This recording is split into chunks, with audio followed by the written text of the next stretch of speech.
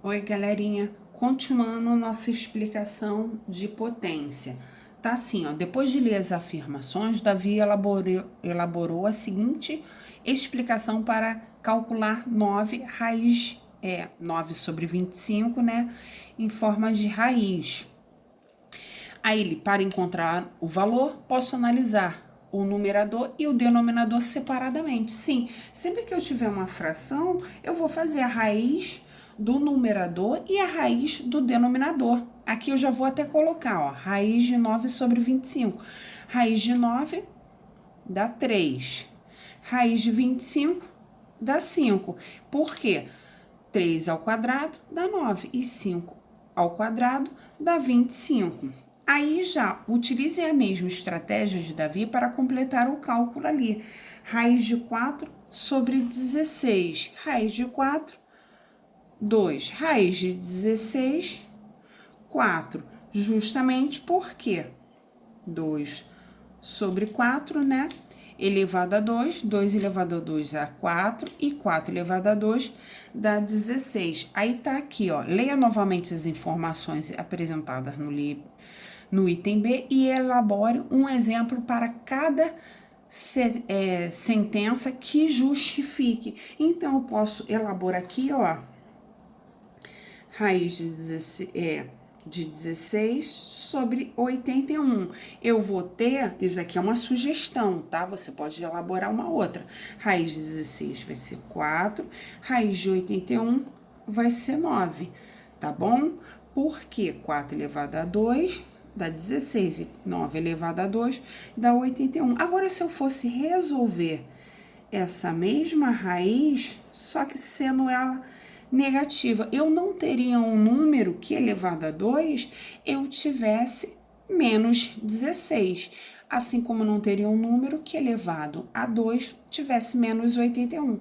Então, aqui eu sei que não existe uma solução. E na observação é justamente o que ele formaliza, né?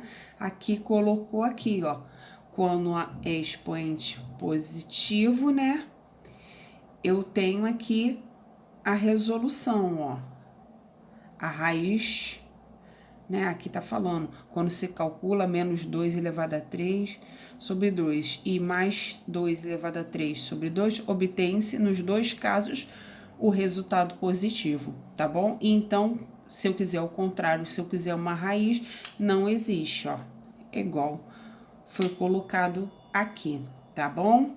E aqui ele fixou a mesma coisa, tá? E aqui no outro tópico ele tá aqui, por exemplo, o 3 sobre 5 não possui raiz quadrada em quê? O que isso quer dizer, gente? Quando eu for fazer raiz quadrada de 3 e raiz quadrada de 5, vai dar uma dízima não periódica. Então, também é uma situação de não existir raiz. Não somente quando o número é negativo. Então, quando o número não houver raiz, também você pode usar o mesmo termo, tá bom? Utilizar o mesmo termo de não pertence a quê, tá? Não existe uma raiz quadrada em quê. Aqui, continuando, ele pede, né? Quando o índice for ímpar, tá bom? Então, quando o índice, essa partezinha aqui de fora, for ímpar, aí já mudou de figura, igual nós vimos de número inteiros. Quando for ímpar, sendo a base positiva ou negativa, eu consigo resolver, tá bom? Porque, ó, ele botou aqui o exemplo. Raiz cúbica de 27 é um número que vezes ele mesmo e vezes ele mesmo dá 27. Eu tenho 3, ó, 3 vezes 3, 9 vezes 3, 27. E a mesma coisa com 64, ó.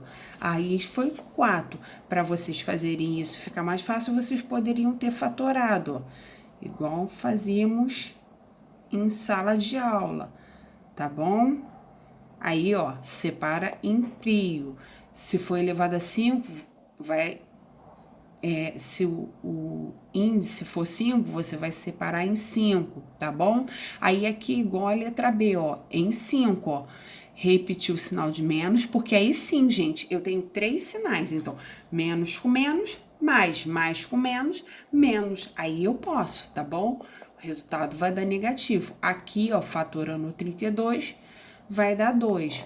Na letra C, tenham atenção com ela, porque, olha, é um número decimal. Primeiro, passem ele para fração, ó.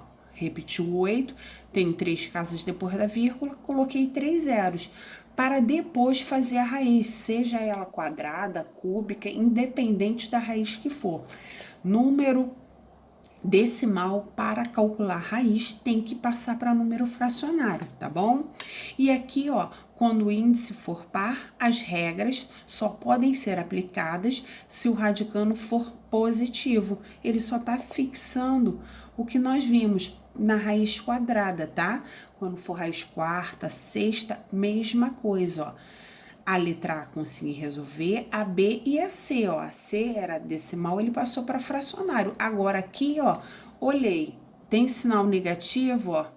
E o índice aqui é um número par, que quando não tem número é 2. Índice par, não existe solução, ó. Em que? Em racionais, tá bom? Os exercícios aqui que eu cobri é porque estão com resposta, vocês vão desenvolver só fixando essa explicação. Na página 40, ele começa com expressões numéricas.